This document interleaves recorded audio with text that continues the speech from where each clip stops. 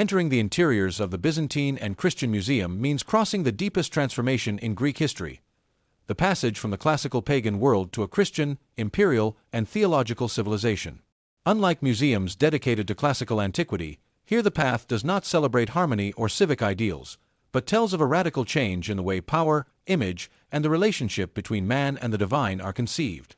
The interiors are organized to follow a chronological progression from late antiquity to the post-Byzantine period.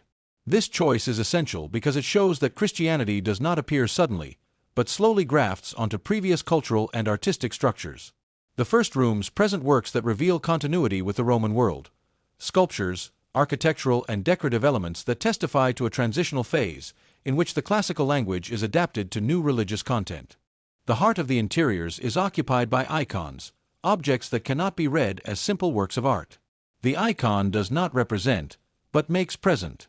This principle completely changes the function of the image. Inside the museum, the icons are arranged to highlight their liturgical role.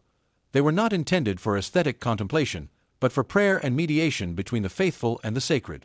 The images of Christ Pantocrator, the Virgin, and the saints tell of a new hierarchy of the world.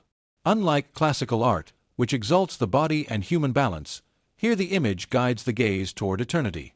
The museum interiors allow understanding how the Byzantine Empire used art as a tool of religious and political unity, in which faith and imperial power are closely intertwined.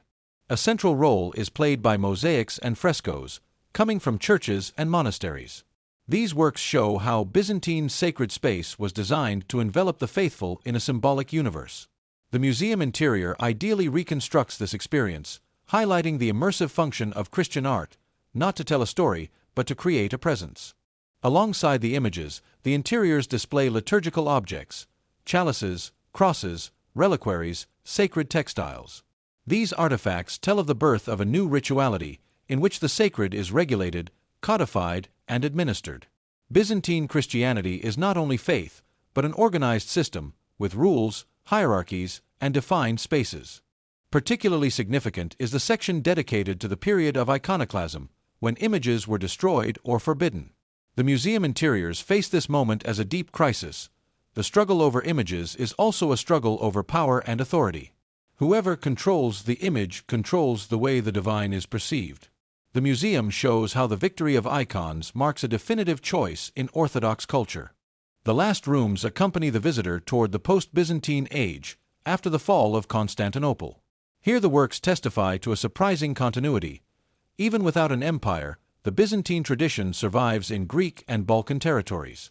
The interiors tell of a culture that loses political power but retains a strong religious identity. Overall, the interiors of the Byzantine and Christian Museum show that Greek history does not end with classical antiquity, but transforms profoundly.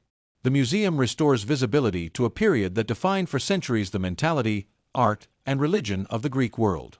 Entering these spaces means understanding that Athens is not only the city of ancient democracy, but also a Christian, imperial, and medieval city, capable of reinventing itself without losing its historical continuity.